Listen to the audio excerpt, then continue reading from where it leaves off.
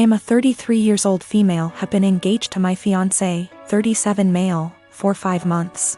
We don't share finance because that's what he wants. I got a raise on my salary. Now I earn 30% more than he does, and I notice that he's been using this to ask me to pay for him and his friends. Whenever I say no, or why should I pay for this, he'd respond with the 30%, that's why. He acts as if the 30% is unfair or that I'm not deserving of it. Several times he has tricked me to pay for his and his friends' meals by asking me publicly. Let me say that I'm too nice to say no. I hate confrontation, especially when we're at a public place like a restaurant, so I just grin and pay. Last Tuesday, he asked me to join him and his buddies for dinner. I told him from the start I wasn't paying for their food and he shouldn't expect me to. He said he got this and no worries.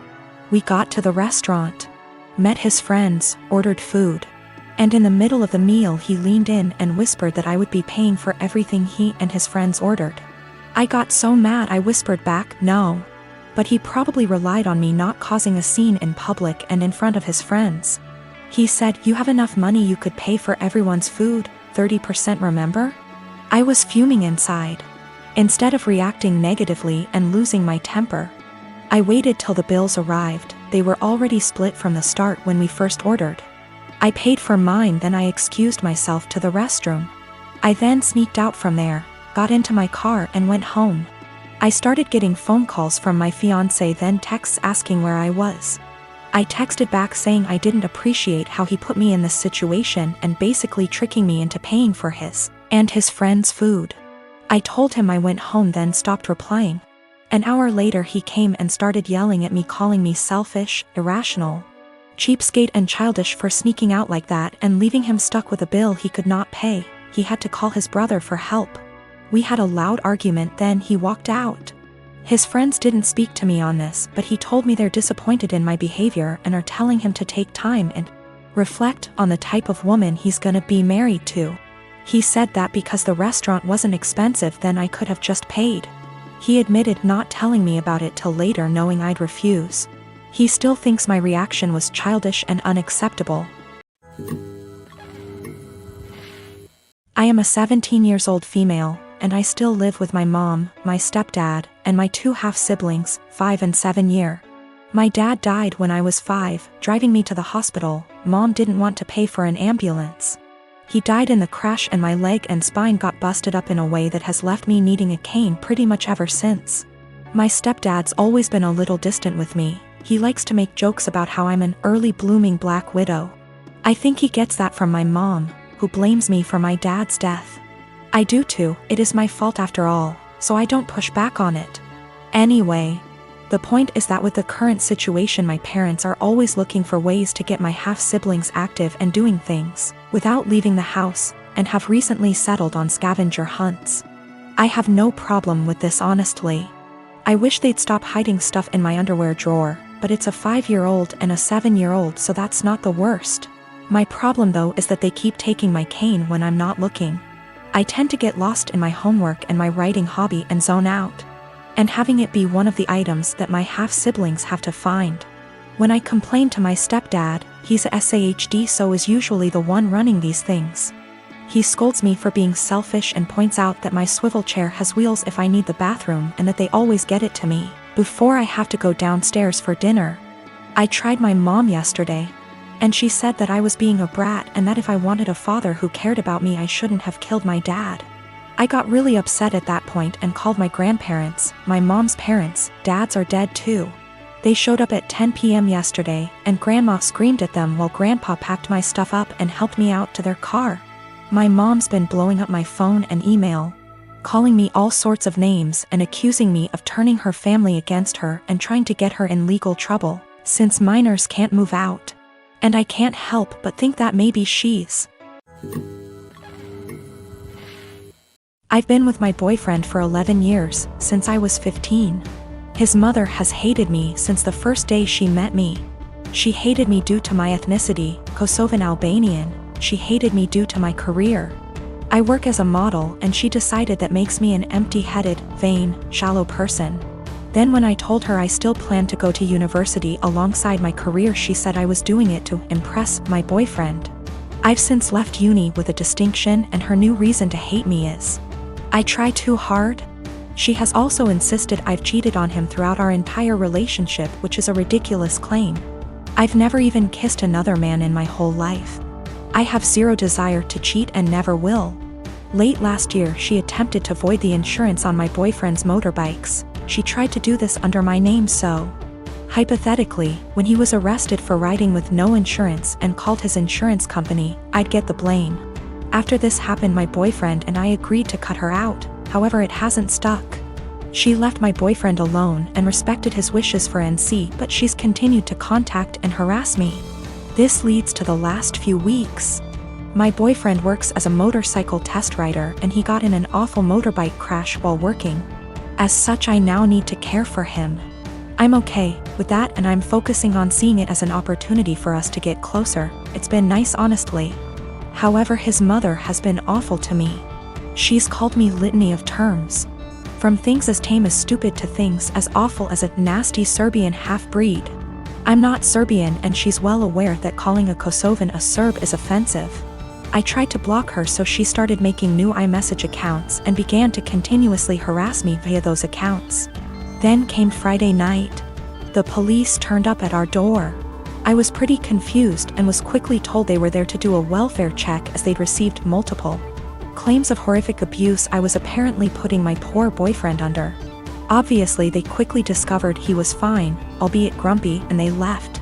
I know for a fact it was his mother. Some of the details the police mentioned made that obvious. I'm now at a point where I've realized I literally cannot do this. I'm going to press charges against her for the insurance and harassment. It's a crime in the UK. And I'm likely going to sue her for damages. For the sake of my mental health, I need to do this.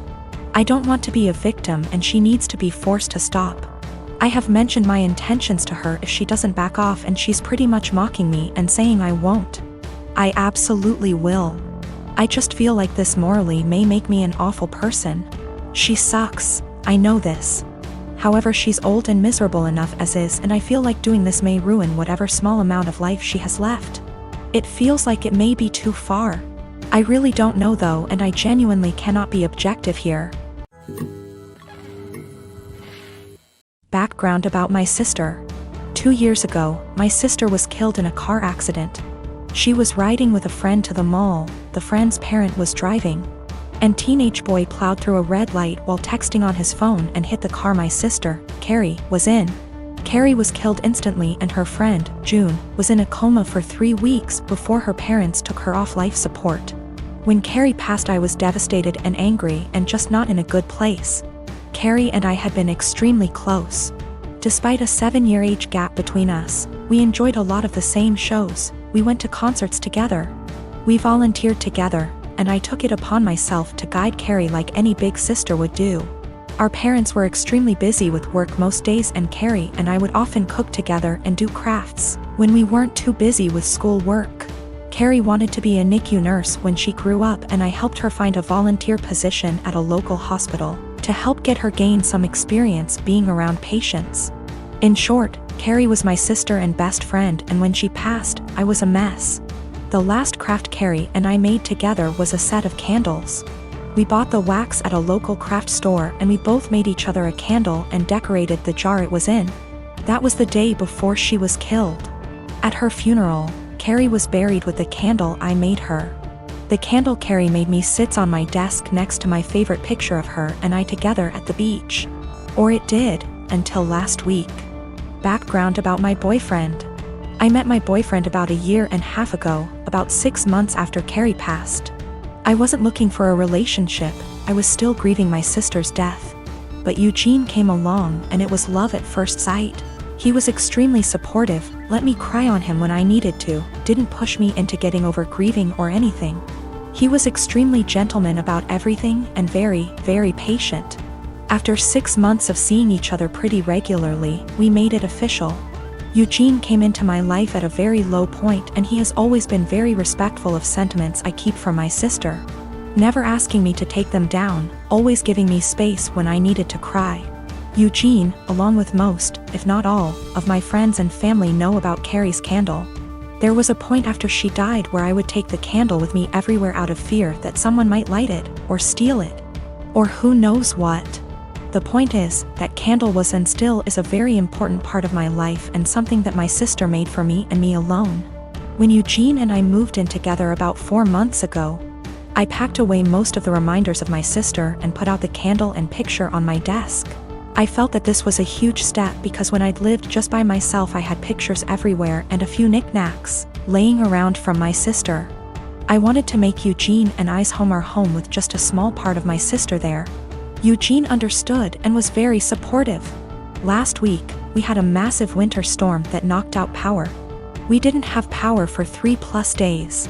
The power was knocked out at Eugene and I's house while I was at work, which did not lose power. Eugene texted me that he was going to light some candles and try and get a generator, so we could have some for of power or at least be able to charge our phones / use lights / etc. Now, we have probably 30+ candles in our house. I am a huge fan of sales, and when Bath & Body Works has a candle sale, I like to stock up and get a range of scents. We have candles scattered all over our house. In the room where my desk is, there are no candles aside from the one Carrie made me. None at all, and there never has been. This room is also downstairs, where Eugene doesn't spend a lot of time. His desk is upstairs. When I arrived home from work last week, I noticed a bunch of candles burning in our living room, safely. Always monitored and not near anything that could ignite. One of these candles was the candle that Carrie had made me. I burst into tears, and when Eugene heard me crying he came out from the bedroom, where he was lighting more candles, and asked what was wrong. I was a wreck and couldn't get any words out.